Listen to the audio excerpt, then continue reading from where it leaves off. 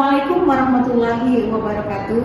Perkenalkan, nama saya Iis Wahidini. Saya adalah dosen tetap di Prodi Sarjana Terapan Akuntansi Bisnis Digital pada Fakultas Vokasi di Institut Bisnis dan Informatika Kesatuan Bogor. Pada kesempatan kali ini terkait dengan mata kuliah yang saya ampuh sesuai dengan bidang keahlian saya, yaitu praktek akuntansi perpajakan.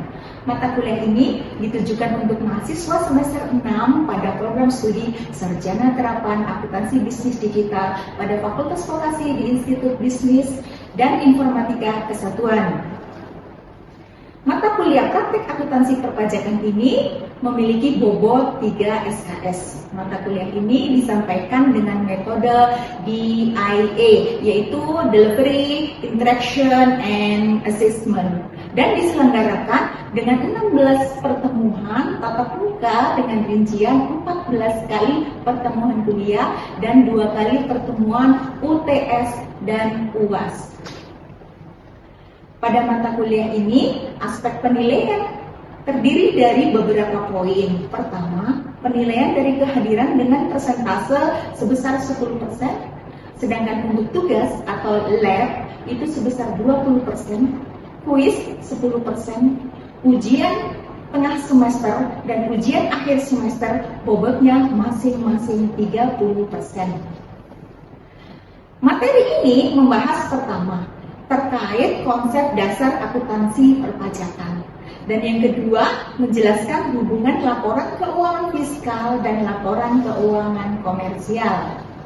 Ketiga, menjelaskan secara detail bagaimana mencatat semua transaksi akun-akun baik berdasarkan standar akuntansi atau akuntansi secara komersial maupun dari aspek perpajakan meliputi transaksi terkait dengan pertama, yaitu aset lancar. Kedua, aset tetap berwujud. Ketiga, aset tetap tak berwujud. Keempat, investasi jangka panjang. Kelima, investasi jangka pendek. Dan yang keenam, kewajiban. 7, modal sendiri. Dan yang terakhir adalah ekuitas. Keempat, serta menjelaskan bagaimana konsep pengakuan dari pendapatan dan realisasi pendapatan baik secara akuntansi komersial dan dari aspek perpajakan.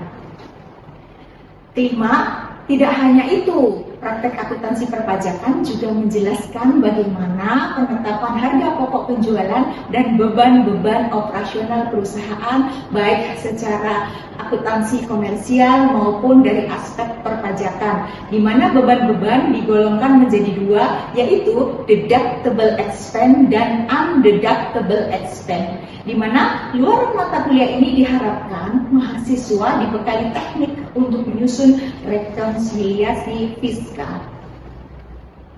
Adapun capaian pembelajaran atau CPL yang sudah divalidasi oleh Prodi, yaitu pertama, mahasiswa mampu menunjukkan sikap bertanggung jawab atas pekerjaan di bidang keahliannya secara mandiri.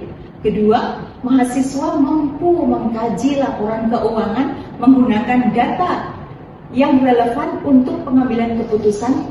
Dan yang ketiga, mahasiswa mampu mengambil keputusan secara tepat dalam konteks penyelesaian masalah di bidang keahliannya berdasarkan hasil analisis informasi dan data. Keempat, mahasiswa menguasai konsep teoritis, pengetahuan, dan mampu mengimplementasikan teori di bidang akuntansi perpajakan dalam menyusun laporan keuangan secara standar akuntansi keuangan yang berlaku di perusahaan dan pemerintah. Berikutnya, capaian pembelajaran mata kuliah atau CPMK yang diharapkan yaitu sub CPMK pertama, mahasiswa mampu menjelaskan konsep dasar akuntansi perpajakan. Sub CPMK kedua, mahasiswa mampu menjelaskan laporan keuangan fiskal. Sub CPMK ketiga, mahasiswa mampu menjelaskan aktiva lancar dan mematuhi prinsip aktiva lancar, juga mengkaji aktiva tetap berwujud serta aktiva tetap tak berwujud. Sub CPNK keempat, mahasiswa mampu menguraikan investasi jangka panjang dan aktiva lain-lain, mematuhi prinsip investasi jangka panjang dan aktiva lain-lain. Dan sub CPNK kelima, mahasiswa mampu menguraikan kewajiban dan modal serta mematuhi prinsip kewajiban dan modal. CPNK keenam, mahasiswa mampu menguraikan, mematuhi pengakuan pendapatan. Dan sub CPNK yang ketujuh, mahasiswa mampu menjelaskan biaya dan pengeluaran berdasarkan prinsip akuntansi dan fiskal. Dan sub CPNK yang kedelapan, mahasiswa mampu menguraikan, mematuhi prinsip atau ketentuan rekonsiliasi laporan komersial dan fiskal. Referensi yang kami gunakan yaitu pertama, Waluyo 2009 mengenai buku akuntansi pajak edisi 2 Jakarta dan Salangga 4. Kedua, yaitu Joko Mulyono tahun 2009 akuntansi pajak edisi revisi Yogyakarta Andi. Ketiga, Harnanto 2010 akuntansi perpajakan Yogyakarta BPFE. Dan yang keempat, Sutrisno Agus dan kawan-kawan 2009 akuntansi perpajakan edisi 2 Jakarta Salangga 4. Tulis DKK 2004 perpajakan dan akuntansi pajak Jakarta semesta 4. Dan yang terakhir, referensi dari Gunadi 2009 akuntansi pajak edisi revisi Jakarta Grasindo. Video ini dibuat dengan tujuan untuk memenuhi persyaratan dalam pengajuan sertifikasi dosen gelombang 1 yang diselenggarakan oleh Kemendikti-Saintek 2025, yakni pernyataan diri dosen unjuk kerja Tridharma Perguruan Tinggi atau PDD UKTPT dalam bidang pengajaran. Berikut video pembelajaran untuk mata kuliah praktek akuntansi perpajakan pada pertemuan ke-13. Bismillahirrahmanirrahim. Assalamualaikum warahmatullahi wabarakatuh. Waalaikumsalam warahmatullahi wabarakatuh. Masya Allah. Bagaimana kabar kalian? Alhamdulillah. Ada yang nggak masuk ke hari ini? Ada. Dua orang. Siapa? Cici. Oke, yang lain masuk ya. Sebelum kita mulai, kita berdoa dulu ya sesuai dengan agama dan kepercayaannya masing-masing. Berdoa mulai.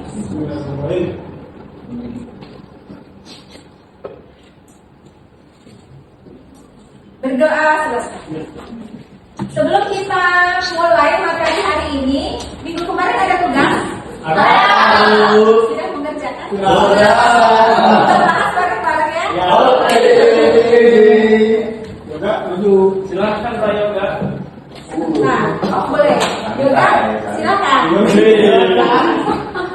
Saya bacakan dulu atau langsung yoga? Kayaknya bacakan dulu. Pada tahun 2016, perusahaan memperoleh penghasilan kena pajak sebesar 3 miliar. Di mana di dalamnya itu sudah termasuk di dalam penghasilan dari luar negeri, yaitu sebesar 500 juta dan dipotong pajak sebesar 10%. Dan berikut ini ada data-data jumlah pajak yang telah dipotong oleh pihak lain. 1. Ada PPh pasal 21 gaji dan honor sebesar 200 juta rupiah dan PPh pasal 26 sebesar 75 juta rupiah atas penghasilan ekspatriat yang bekerja di perusahaan. Kedua, ada PPh pasal 23 sebesar 80 juta. Kedua ya. Ketiga, ada PPh pasal 24 200 juta rupiah. Dan yang keempat ada PPh pasal 25 yang sudah dicicil tuh tiap bulan, totalnya 275 juta rupiah. Dan yang terakhir PPh pasal 22 sebesar 20 juta rupiah. Diminta pertama, hitung pajak terhutang PPh pasal 25 untuk tahun 2016. Yoga? Yoga? Yes. Yuk, mau mengerjakan? Yes. Silakan, waktu dan tempat Ini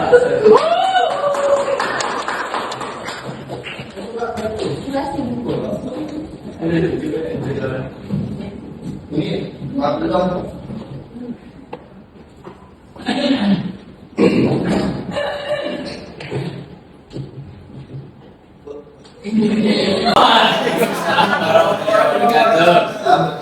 Saya Setia dari AD2KA ingin membahas soal nomor yang A pada soal 4. Di sini diminta hitungan pajak tentang PPh pasal 25 tahun 2016. Jadi kalau misalnya untuk menghitung PPh 25 ini, ya guys ya. Siap. Kita harus tahu tarif PPh badannya untuk perusahaan ini.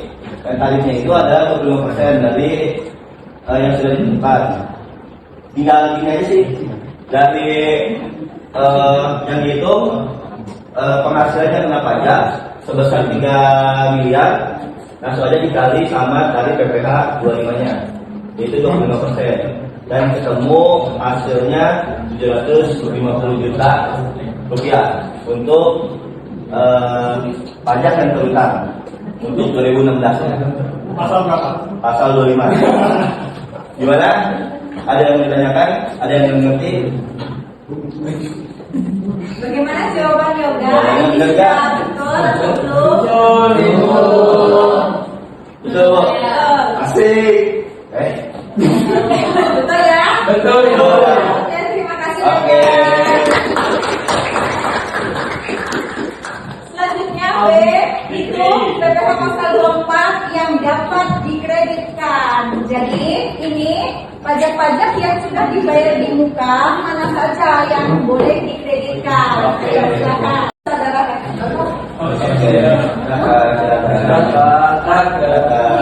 Ini buku gua ada buku ini.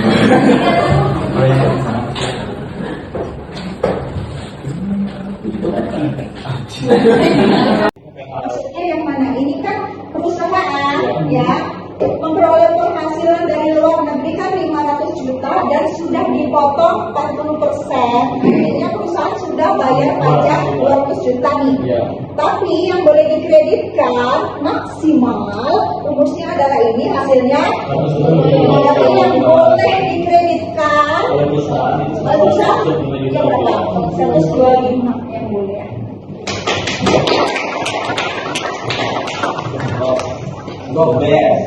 Selanjutnya yang C, siapkan ayat jurnal yang diperlukan perusahaan untuk mencatat kewajiban PPh pasal 29 tahun 2016. Artinya PPh terutang sisanya berapa? Jadi dari PPh terutang PPh pasal 25 terutang nih, ya kan? Nanti dikurangi pajak-pajak yang sudah dibayar di muka nih, ya. Sisanya berapa itu adalah PPh pasal 2. Oke, silakan siapa? Oke. Berarti terus dulu cara cari dapat nilai. Iya, oke, siap. bagaimana ada koreksi nggak? Ada koreksi nggak? Kira-kira apakah pajak ini yang dikreditkannya betul nggak? 200, 300, 400, 500, 700. Betul, Bu? Pas. Coba dicek dulu. Coba Ada PPh pasal 21, ada PPh pasal 26. Saya tanya, PPh 21 itu pajak dipotong atas penghasilan gaji karyawan. Yang menerima penghasilan siapa? Karyawan atau perusahaan? Karyawan. Berarti yang dipotong pajak itu karyawan atau perusahaan? Karyawan. Berarti perusahaan berhak mengkreditkan nggak? Kan karyawan yang bayar perusahaan. Oke, berarti ada koreksi ya. Oke, 21. Nah, PPh pasal 26 memang ini sifatnya pajak final, cuma ini perusahaan BUT. Berarti PPh pasal 26 yang bisa dikredit pajak. Jadi dikoreksi PPh 21-nya diganti 26 dan Berapa di atas, Bu? enggak itu kan 21 kan. Maksudnya ini diganti 26 nggak apa-apa? Iya, boleh. Berapa? Oh, 21-nya hilang diganti 26. 75 berarti. Iya. Dan arti totalnya Ini adalah ditambah. bawah jumlahnya Koreksi, oke, tapi ditambah dibayar di muka. Baik, terus nanti Dibayar yang maksimal. Itu khusus haluan tempatnya dibayar di muka. semua. Iya. Makanya aku jadi Sampai ini Bu, Iya. 25. Ya. Dibayar di muka. Totalnya segini ada benar? Kan PPh pasal 26 nilainya Oh iya. berapa? 29-nya ganti lah. Nah, 75.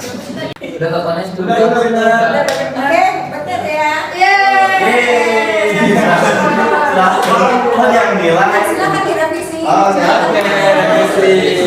Kita mulai materi hari ini ya. Ya, Pendapatan, HPP dan beban operasional. Pertama kita bahas tentang pendapatan. Wow. Pertama yaitu pendapatan menurut akuntansi, yaitu SAK. Pendapatan adalah merupakan suatu penambahan aset atau penurunan kewajiban. Jadi aset bertambah atau kewajiban berkurang sehingga mengakibatkan ekuitas bertambah, bukan berasal dari suntikan modal para investor. Oke?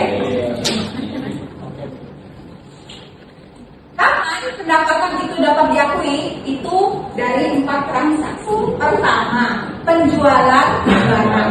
Baik itu penjualan secara tunai maupun penjualan secara ya, secara kredit. Itu harus sudah bisa diakui sebagai pendapatan. Kedua, pemberian jasa. Jika perusahaan bergerak di dalam bidang jasa, pada saat perusahaan memberikan jasa, walaupun belum dibayar, sudah bisa diakui sebagai pendapatan. Ketiga, penjualan aset selain barang dagangan. Jual apa contohnya? Ya, masih tetap ya. Jual mobil, jual gedung, jual rongsokan mobil, ya kan? Kemudian, imbalan atas investasi aset berupa bunga, royalti, dan Dividen. itu pengakuan pendapatan menurut akuntansi. Bagaimana pengertian pendapatan menurut pajak?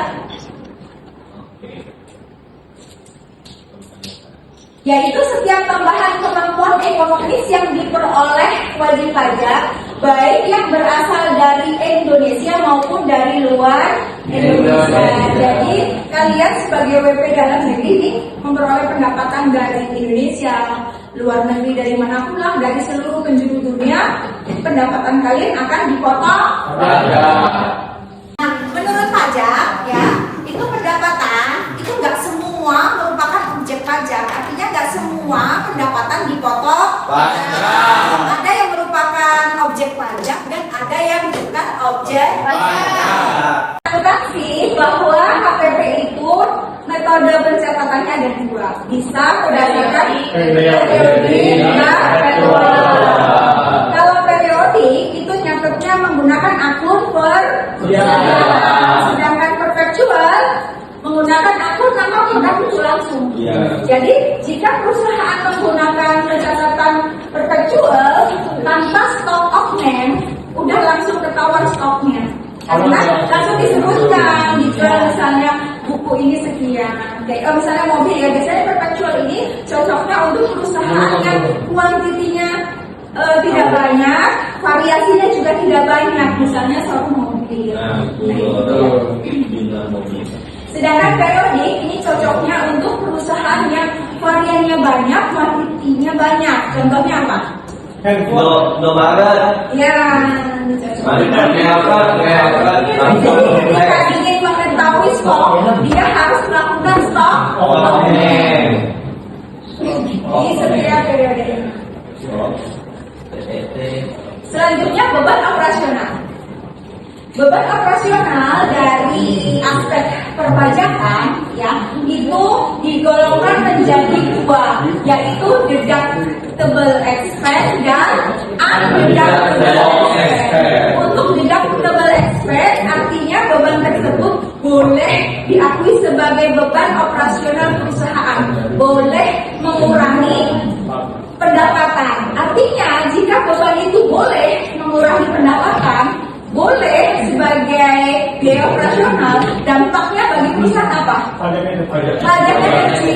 Betul. Jika beban itu diakui sebagai undeductible expense, berarti tidak boleh diakui sebagai beban operasional. Tidak boleh mengurangi pendapatan. Apa contohnya beban yang boleh dikurangkan atau deductible expense? Pertama, biaya yang berkaitan dengan kegiatan usaha baik secara langsung maupun tidak langsung. Artinya beban operasional perusahaan baik langsung maupun tidak langsung. Yang langsung apa? Beban Salary expense. yes, salary expense. Contohnya ya banyak ya, beban apa? Beban sewa. Beban sewa gedung, beban perlengkapan, terus beban penyusutan, dan seperti itu. Sedangkan beban yang tidak langsung, beban operasional tidak langsung, contohnya beban bunga, ya, bank itu boleh mengurangi pendapatan. Kemudian itu ada beban penyusutan dan amortisasi, ya, boleh ya, iuran kepada dana pensiun, ya. Tapi dana pensiunnya yang disahkan oleh Menteri Keuangan, bukan kalian mengalibikan dipotong iuran pensiun, tapi nggak disetorkan ke departemen yang disahkan oleh keuangan. Jadi ya, jadi benar-benar pada instansi yang resmi supaya tidak ada manipulasi. Kemudian kerugian karena penjualan atau pengalian harta yang dimiliki dan digunakan dalam perusahaan atau dimiliki untuk biaya mendapatkan, menagih, dan memelihara penghasilan. Saya mau tanya, biaya untuk mendapatkan, menagih, dan memelihara penghasilan itu dalam akuntansi disebut biaya apa? Beban operasional. Jadi ini bahasa dari perpajakan.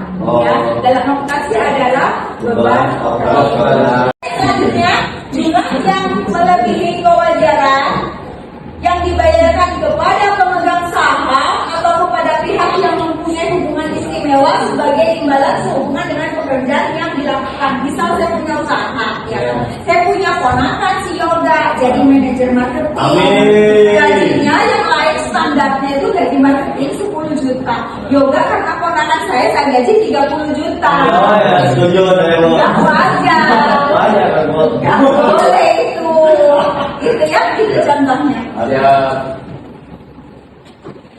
Harta yang dihibahkan, bantuan dan sumbangan, ya, dan warisan, kecuali jika bayar sumbangan dan zakatnya itu ke ya yang resmi. Kalau nggak resmi nggak boleh, nanti jadi alibi sumbangan ini, sumbangan ini, sumbangan ini, padahal uangnya masuk ke kemudian perusahaan kan bayar pajak penghasilan badan nih, ya, bayar nih. Dicatat lagi ke dalam beban operasional, boleh nggak? Kemudian perusahaan ternyata telah bayar pajak, dikenakan sanksi perpajakan berupa bunga, denda, sanksi pidana tapi diganti dengan denda. Itu juga nggak boleh dicatat lagi ke beban operasional. Kemudian pengeluaran untuk mendapatkan, menagih, dan memelihara penghasilan, artinya pengeluaran beban operasional yang mempunyai masa manfaat lebih dari 1 tahun nggak boleh dibebankan sekaligus. Ya, artinya punya kendaraan nih, mobil, ya kan, tiba-tiba langsung dibebankan beban mobil jebret langsung, misalnya 200 juta, nggak boleh, harus diakumulasikan, ya. Ya, melalui beban penyusutan. Nah, gitu. Oh, Masya Allah.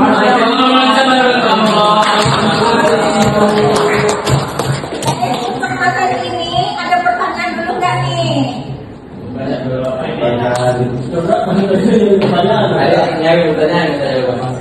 pertanyaan? Kalau konsinyasi, Maksudnya? pendapatan Konsinyasi. Konsinyasi itu apa? Barang titipan. Perusahaan menitipkan barang nih. Terus yang diakui yang mana? Itu ketika barang konsinyasi itu memang yang lakunya saja. Yang laku, misalnya nitip 10 nih, ya kan, nitip 10 pada saat nitip doang belum diakui pendapatan kan belum laku.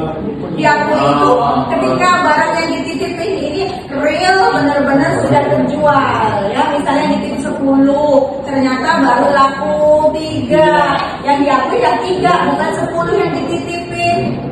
Jadi kalau misalkan orang lain itu Ya kan bukan barang kita. Jadi kita tidak berarti Tidak mengakui itu barang dia. Oh, maksudnya mungkin kalau misalnya konsinyasi kita sebagai penerima titipan barang itu dapat pendapatan nggak sih bagi hasil? Oh, fee-nya lah ya. Dia nanti setelah waktu, bukan semua. Kita kan sudah perjanjian dari Hah? Termasuk Oh nanti diakumulasikan. Nggak langsung cuma itu doang langsung. jadi nanti dia akan termasuk pendapatan di pendapatan Diakumulasikan pendapatan apa aja. termasuk tetap masuknya total pajak kalau udah memenuhi KPK. Iya. Gimana nanti? Sudah cukup jelas? cukup jelas Bu, cukup Yang lain? cukup Ibu. Juga? Ya Bu. Nah, buka Bu. Oh, cukup. Kita? Siapa? Ya, cukup. Ini Gampang banget. Baik, jika sudah paham, berarti materi hari ini sudah selesai. Baik, nanti saya tutup ya. Ya, wabillahi taufiq wal hidayah. Wassalamualaikum warahmatullahi wabarakatuh. Waalaikumsalam warahmatullahi wabarakatuh. Terima kasih Bu. Sekian video pembelajaran dalam mata kuliah praktek akuntansi perpajakan pada program studi sarjana terapan akuntansi bisnis digital pada Fakultas Vokasi Institut Bisnis dan Informatika Kesatuan Bogor.